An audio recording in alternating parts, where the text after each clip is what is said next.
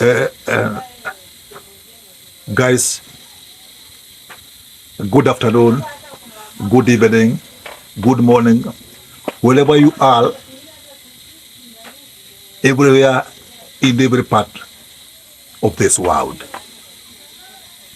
This is Danso Mwaniki coming to you live from Nairobi, Kenya.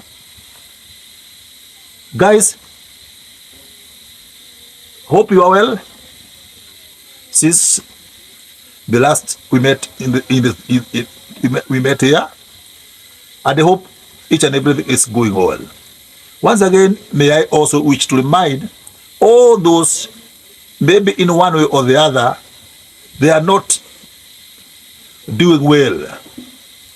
Maybe they are sick, maybe they have been affected in wild calamities which usually happen all over the world.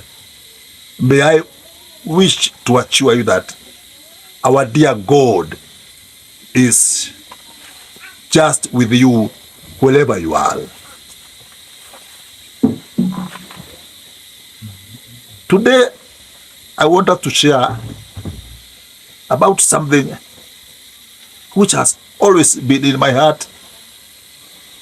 And I always ask myself, if I were the president of this Republic of Kenya, I would always do my best to make sure that this group of people will not suffer in their life. These are the young people. The young people who we are always told that they are the future leaders of this nation. Everybody knows that the world has changed in many ways.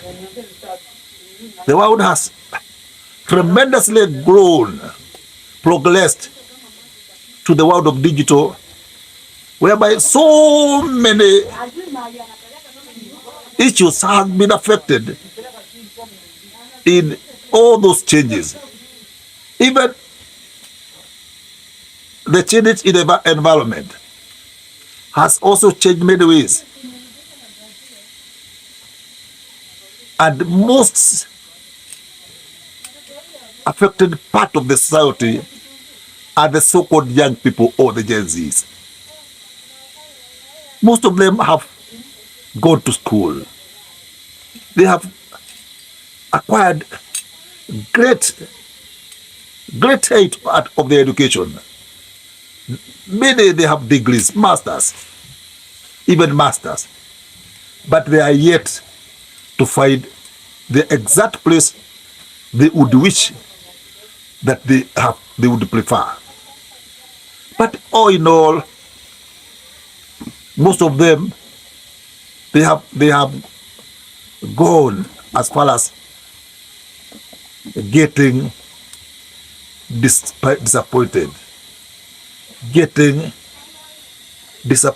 of not getting what they would require in their life. Instead, most of them have become desperate in their life. At the end, they have resorted in doing what you could not imagine of their life. A big number of them have resorted into drinking, liquors, cheap brews, just to find solace and comfort in their life. But most of them doesn't know that whenever you start indulging yourself in such bad behaviors, you start ruining your life. You start ruining your ability. You start losing your memories. Very unfortunate. I have seen most of those who are very sharp in school. I happen to have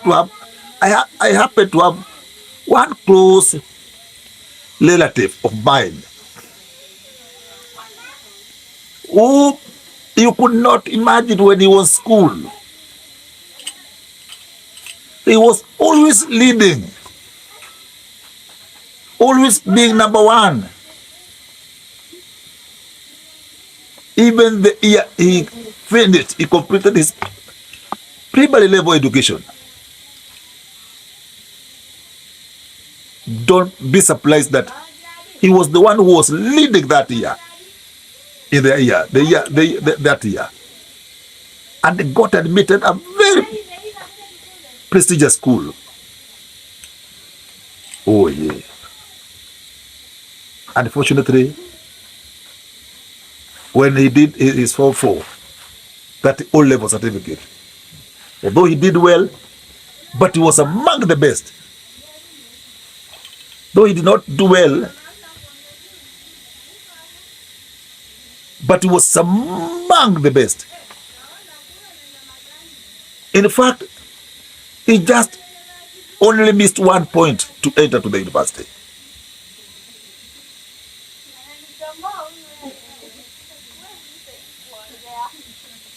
When he entered into the life of searching for job, initially he was very lucky. He did well, but something happened along the way. This did not go as maybe he would wish. He lost a job. After some time, he despaired completely. Today, you cannot imagine that. This is the boy who did so well in his school. And there he is. I don't want to mention him for now. But it is very, very unfortunate. It is very, very unfortunate. Many of them are like him in the society we live here. And not only here, in every part of the world. Most young people have lost hope. They have lost hope. And that's why a big number of young people are not marrying. Are not getting married. A big number of them are not getting married. They are just being wasted in the society. Why? Because most of them have refused to go to work. They have become too lazy because of just being involving themselves in the world of drinking. Cheap brews. We call them cheap liquors. Changas here in Kenya. Plus other small cheap spirits being manufactured by the very, very, very desperate people who just they are out there to make quick money, to enrich themselves out of those very desperate people in the society. Very unfortunate. Dear brothers and sisters, I believe in every family there must be at least 1 or 2 cases which no part of the family which has not been affected by this menace. No one. No one can say that in their family there's no one who is affected, who is not affected by this big problem which has been bedeviling this country and even Africa and the world all over. Most young people have entered to the very, very, very bad life, involving themselves in drugs, cheap liquors. And that is the only world they will get comfort. Nobody will ask them. Nobody will demand them from them. Nobody will ask them where they slept. Nobody will ask them where is the rent. Nobody will ask them why are you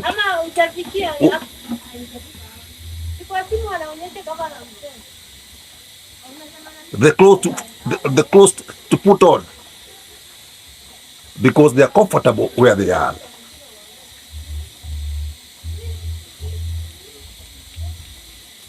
The main question I ask the world and Africa in general, what can we do? What can we do as the society of this world? Whom are we going to cry to hear our cries that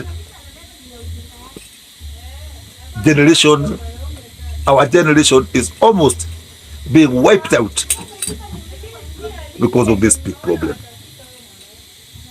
Who are we going to cry to that our generation is being wiped out because of this big menace, big problem? I believe the only maybe one we can try to is our government. We cannot say that our government is not trying. Government is doing its own ways, because I remember at one time the government was really fighting. But at the end of the day, once they lacked what they'll be doing, most of them went back to the same problem. I believe the government will not get tired. That time, the government has opened some centers where those young men will go for rehabilitation. Those who are so drunk, they used to be given a certain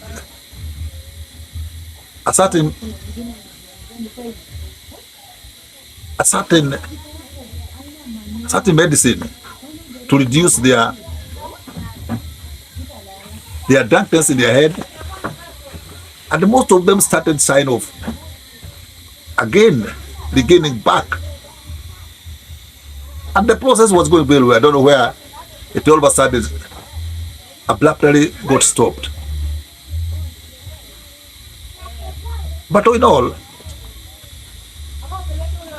we hope still they'll do more, at least to make sure that our generation is not wiped out.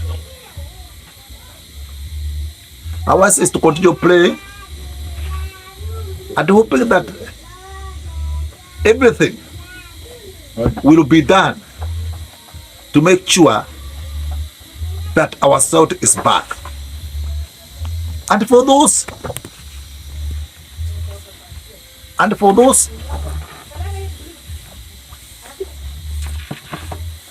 who have the opportunities, let them fight to get the opportunities which are available.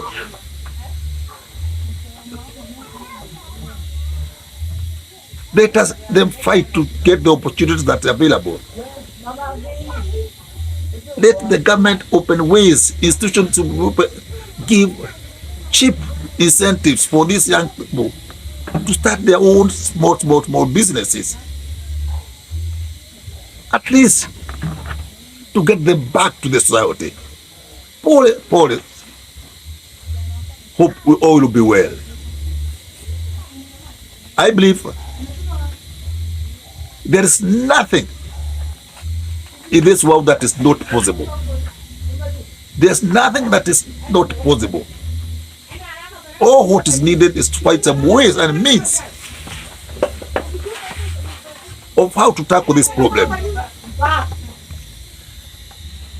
The government has powers. The government has powers. The government has powers.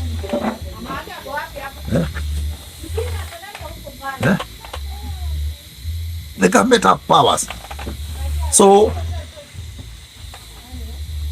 I prayed to those young people who might get to see this video. Once you read it, please ask yourself, where are you? Where is your future standing? How do you think about of your future? I know the situation you are in, you might not be able to comprehend. But in there might get 1 or 2 people who will come across this video and get 1 or 2, 3 young people there. Advise them. Talk to them. Some of them, they have even despaired to come out where people are, simply because they are fearing of not being rebuked by the authority. Don't insult them. Let them be your brothers and sisters.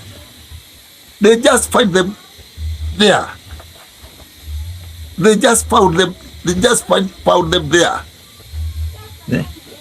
But once we start taking them as part of us, talk to them, understand them, and they'll feel loved. They'll feel that they are also being loved, and they will gain back. I believe it is possible. I believe it is possible. Brothers, let one of us in this society who is sober feel that it is a responsibility. Let one of us feel that it is a responsibility to, once you come across somebody who might maybe reform, who might regain back. Maybe they are there. There are some who are completely worn out. Maybe they are there who have completely lost hope. But for those people who might maybe recover, let us talk them. Let us all show them love. Let them feel that they are loved. Let them feel that they are part of the people whom God created in this world. And all will be well. We have seen the history is there. The record is there. We have seen some of them who have been taken from the street. And that's why you have found that there are so many street boys on the street. There are so many street boys on the street. Most of them actually came from the same. And you'll be shocked that most of them are very learned. They are learned because they came from our home. There are some who have disappeared to the street because of the violence in their family. There are some who are there because of the violence that is there in their family. And that they decided to go to the street. Please let us talk to them. They are part of us. They are part of our society. And most of them are very talented in many ways. Yeah.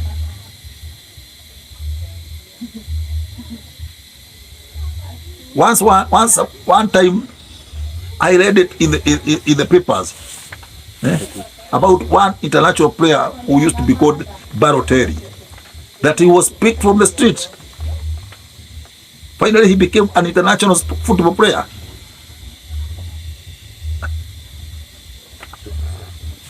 So, I want to urge each one of you to not forget these people.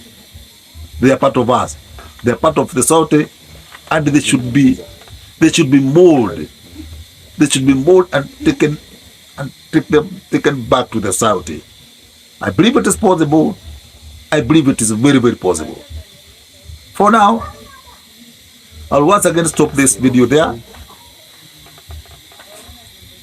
hoping that At least you have learned something. At least you have gained something. And I hope as we have all agreed together to continue being together in this journey, let us subscribe, let us comment and comment positively, and let us all share. Let us share. Let us share in order this our dear channel to grow and to grow big. I'll stop it there. Thank you very much. Hoping to meet you in the next video. Thank you, thank you, thank you.